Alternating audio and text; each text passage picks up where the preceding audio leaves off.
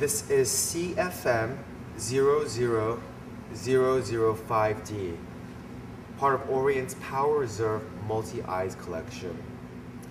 In this example, Orient used a very sporty design on the dial and case and used a traditional leather band with a very interesting connection with a leather band and to the case. Going back to the dial, it's a very sporty design. This one happens to be in blue, and the contrasting colors Orient has decided to use is orange and white against the blue. The case has a unidirectional bezel, meaning that the bezel only turns one way. This function is used for diving purposes. In the inner bezel, you'll notice that we have a tachometer, which is used for racing and timing your races. It will also be able to, you'll be also able to determine your own speed using the tachometer. On the dial, we have a power reserve indicator located at the top, a date indicator, and of course we have our company logo right around the 9 o'clock position. Take a look at the contrasting colors of the orange and how it works with design.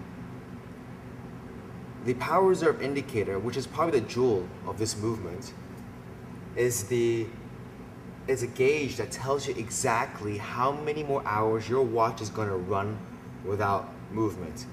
As you know, a mechanical watch is powered when you're wearing the watch. As you're wearing it, the power reserve indicator will be working towards the 40. Just like a fuel gauge, while you're pumping gas, it'll just go up to full. As you're consuming the power, meaning if the watch is stationary as it is right now, the power of the spring will be decreasing and consumed and working towards 0.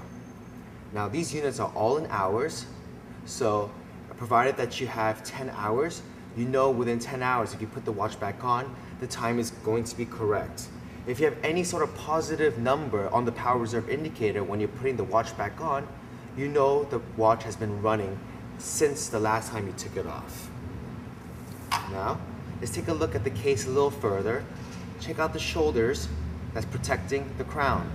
Now, of course, the crown is a screwed down crown, meaning that water is going to have a very hard time getting into the case, which is exactly what we want.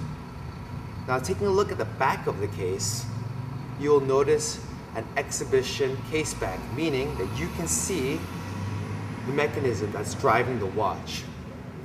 That there's the balance wheel, which is oscillating, which is basically the timing device for your movements, as well as the dress rotor. The buckle used for this leather band is a deployment buckle. You'll notice that on the band there is white stitching on the sides, which complements the overall design. This is cfm00005d.